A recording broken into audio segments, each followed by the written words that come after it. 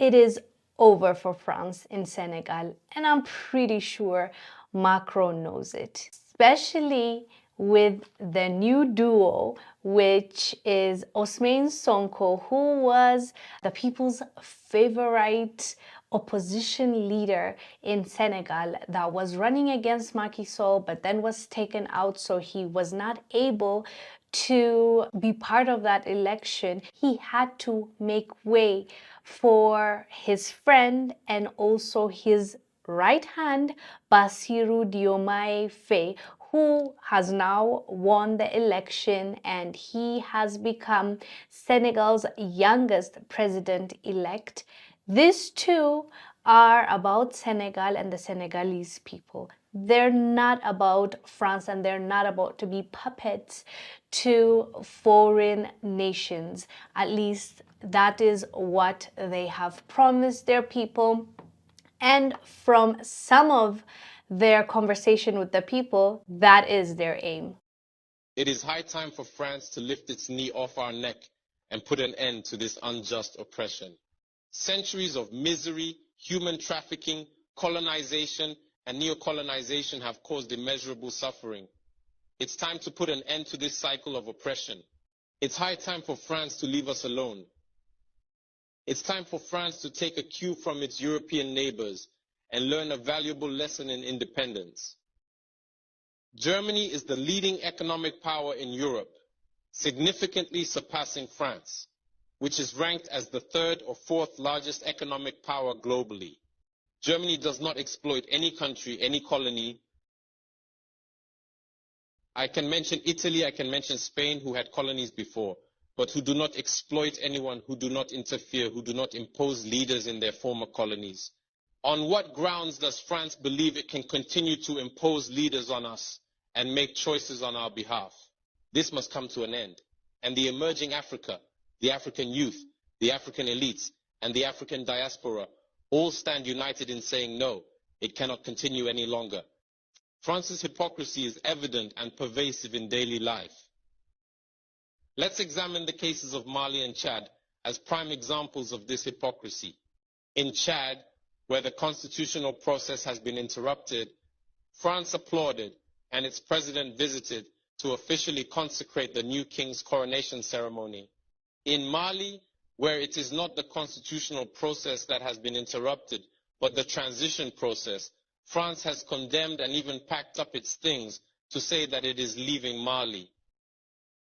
That's hypocrisy. It's the double standard. It is the double language that France employs in its dealings with Africa. During our questioning of Mr. Jean-Yves Le Drian regarding the situation in Ivory Coast and France's decision to allow a third term, he provided a clear explanation. He stated that while he accepted the third term for Ouattara, he refuses it for Belarus. He emphasized that France has condemned the situation in Belarus and has actively encouraged the European Union to do the same. Le Drian explains that in Belarus, millions protested, unlike Ivory Coast, where there were no mass demonstrations on the streets. This is how France deals with African issues. Personally, we expect absolutely nothing from France. We desire her to cease meddling in our matters so that the people of Senegal can exercise their freedom of choice rather than being influenced by France's selection of a candidate using the tactics we are aware of. We begin by targeting individuals, adorning them with the Legion of Honor or a similar knightly rank, enlisting them in Masonic lodges, and informing them to prepare themselves as they will be next in line. Even the hypothesis that Macky Sall may not succeed, we know who is being prepared by France. This must come to an end. It will not occur in this manner any longer. Let's be clear. We have absolutely nothing against the French people. In France, both political and citizen voices are rising to hold and express the same discourse as the one I am currently presenting to you. For example, the deputies, such as Mrs. Frédérique Dumas, who regularly speaks on the platform of the Assembly, who regularly writes to the Minister of Foreign Affairs, since she is a member of the Foreign Affairs Committee, to raise this unfair behavior of France towards Africa, hold the same speech as us. The same Mr. Jean-Luc Mélenchon, Jean-Paul Lecoq, André Chassaigne, all deputies, hold the same discourse as us and hundreds of other voices. The NGOs, like other non-profit organizations, are doing remarkable work in the same direction. We strongly urge France to listen to the voices that speak to it about our plan for a more collaborative, fairer, and sustainable partnership between Africa and France. It is crucial that we work together towards a future that is equitable, just, and environmentally conscious. If she listens, I believe we'll have beautiful days ahead in our collaboration together. If he doesn't know how to cut it, thinking he can continue to function like in the time of our grandfathers, this African youth no longer accepts it.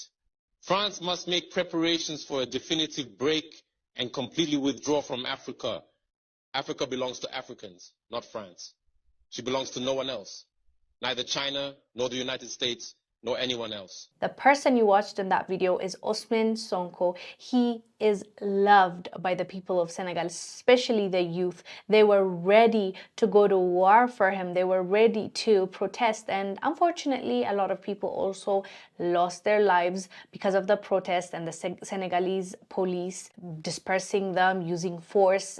We've covered it from the beginning till now, and it is such a wonderful thing to witness, to see the people getting what they want, going out there and voting for the people that they want to elect, and basically showing the rest of the world and Africa that if you come together and demand for your rights, it is going to happen, because Macky Sall tried his best to stop this from happening, and he didn't succeed at the end of the day. And as you saw, these two men and their party stand for Senegalese people and also Africa, because they have made it clear that they are Pan-Africanist, and those are the kind of leaders we need right now.